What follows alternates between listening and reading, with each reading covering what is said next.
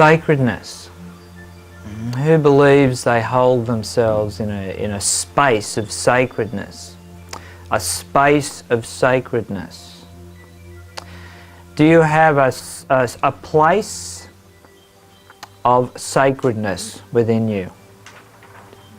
Do you have a sacred place within you? Can you sense that sacred place within you? Somewhere within that you keep pure and you don't let anyone else access.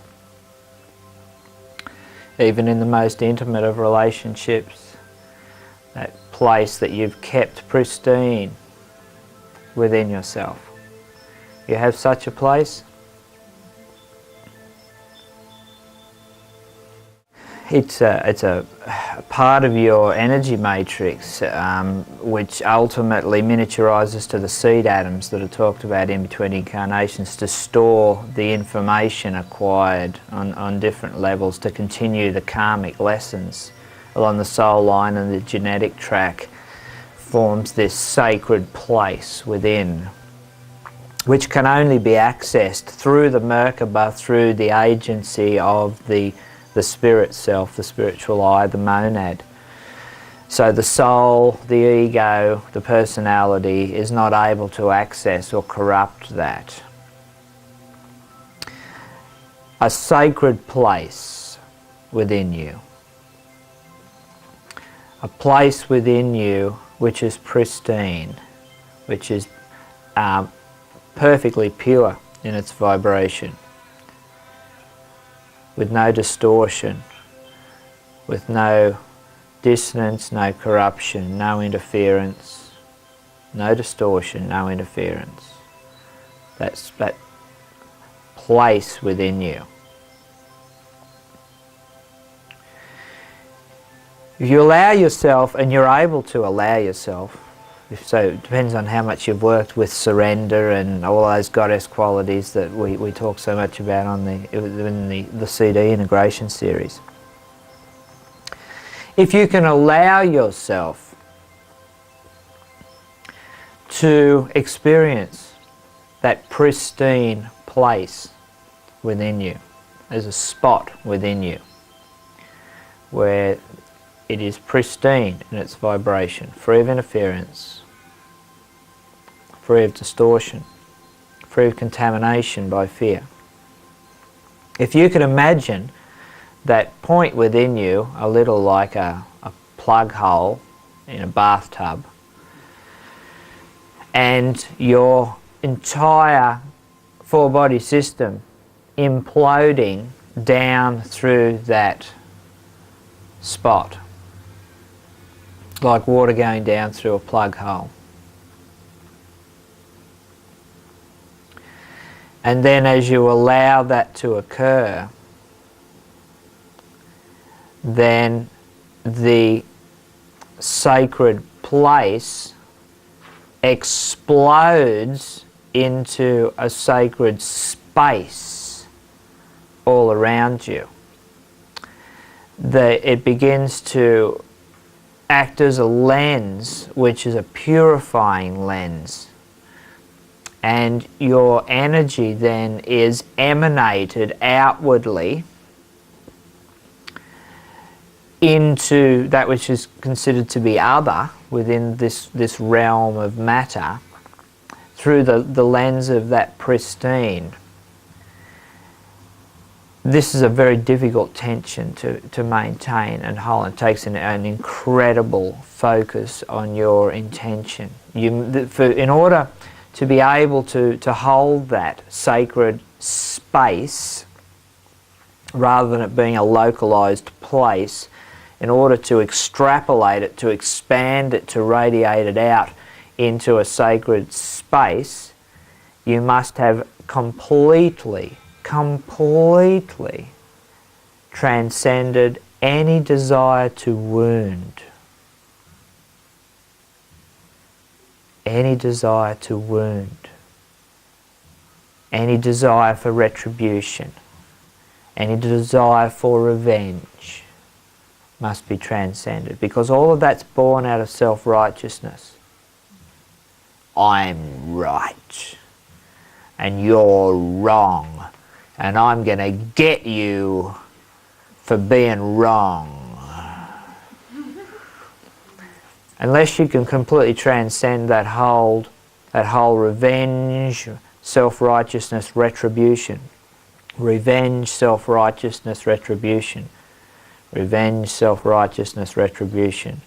Revenge, self-righteousness, retribution. Like guilt, blame and forgiveness. It's another one of those things which goes round and round and round and round and round until you transcend that. So I've worked a lot with you to move beyond guilt, blame and forgiveness. I want you to also start exploring the dynamic of self-righteousness, revenge, retribution. Can you, in this particular moment, find some self-righteousness within you? Find some self-righteousness within you and really acknowledge that and honour that self-righteousness. And from that self-righteousness get a sense of someone or something that you feel justified, righteous in seeking revenge upon. You want retribution for something which wasn't fair. Something which was done to you, which wasn't fair. Doesn't that be the same thing we're feeling self-righteous about? It will all stem from the same central cluster. Something that you feel that it's only fair that you receive your just retribution. See, that whole idea contaminates another Christ quality, which is justice. You know what justice really is? It's got nothing to do with self-righteousness. What justice really is the uncontaminated outplay of the laws of God, the laws of nature, which are actually the same thing. When the laws of nature, which are designed to maintain health and harmony, are able to operate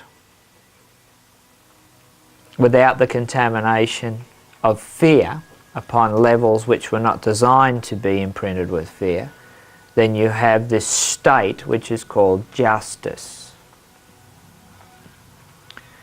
Justice without self-righteousness. Justice without right and wrong. Now that is also a very, very difficult tension to maintain within yourself.